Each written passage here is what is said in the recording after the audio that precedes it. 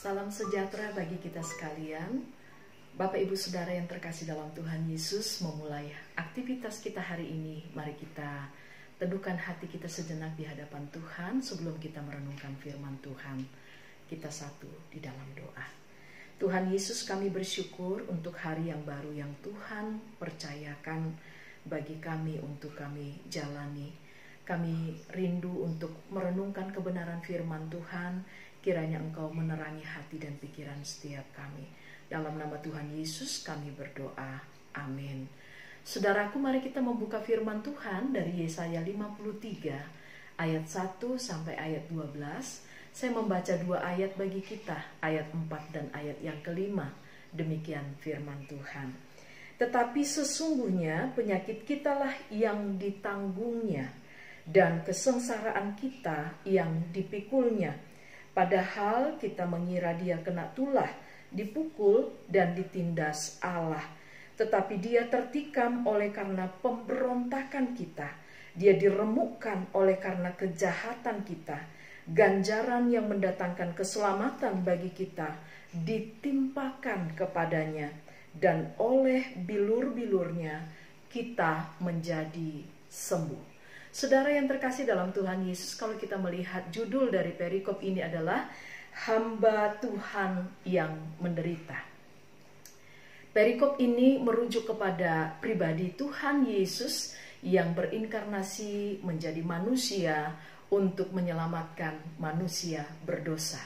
Di dalam segala hal yang dialami oleh Tuhan Yesus yang seharusnya menjadi tanggungan saudara dan saya sebagai orang berdosa, Dia yang merasakan sakit, penolakan, kehausan, kelaparan, kemiskinan, kehilangan orang yang dikasihi, menjadi korban ketidakadilan dan kejahatan, pengkhianatan, bahkan sampai kepada penyalipan.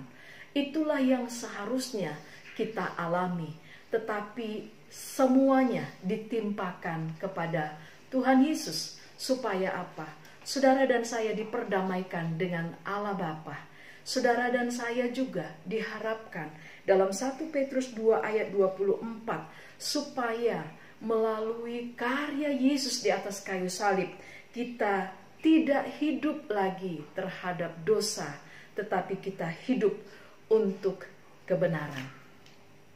Jika selama ini kita menghambakan diri kepada dosa dan kita diperbudak oleh dosa, saudara dan saya ketika diselamatkan oleh Tuhan, saat ini kita menjadi hamba kebenaran, hamba Yesus Kristus. Kita tidak lagi dikendalikan oleh dosa, tetapi kita dikendalikan oleh Roh Allah, dan kita boleh menyaksikan kasih-Nya, kuasa-Nya, pengampunannya melalui cara hidup kita yang mempermuliakan Tuhan. Saudara yang terkasih dalam Tuhan Yesus Kristus, mari kita menaikkan syukur kita kepada Tuhan Yesus yang sudah memberikan karya terbesar dalam kehidupan kita melalui pengorbanannya di atas kayu salib, supaya saudara dan saya mengalami keselamatan dan kita tidak lagi menjadi binasa karena dosa kita.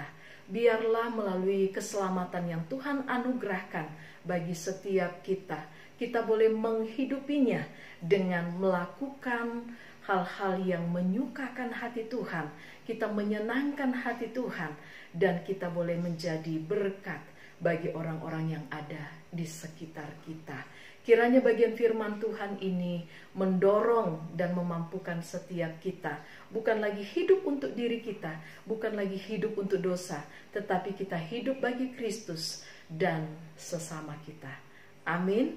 Mari kita satu di dalam doa. Tuhan Yesus yang baik, kami bersyukur untuk karya terbesar yang Tuhan sudah kerjakan bagi setiap kami. Kami bersyukur untuk keselamatan yang Tuhan sudah kerjakan dan itu tuntas. Kami bersyukur karena saat ini kami sebagai orang-orang merdeka di dalam Kristus, kami boleh menghidupi status kami sebagai orang merdeka. Kami melakukan segala sesuatu di dalam kehidupan kami untuk menyenangkan hati Tuhan. Dan biarlah segala sesuatu yang kami kerjakan juga boleh menjadi saluran berkat bagi banyak orang. Tuhan, pimpin kami sepanjang hari ini, baik pribadi kami, keluarga kami, gereja kami, bahkan kami menyerahkan untuk bangsa dan negara kami ke dalam tangan pemeliharaan Tuhan. Di dalam nama Tuhan Yesus Kristus, kami bersyukur dan kami siap menjalani hari ini. Amin. Selamat pagi, selamat beraktivitas. Tuhan Yesus memberkati.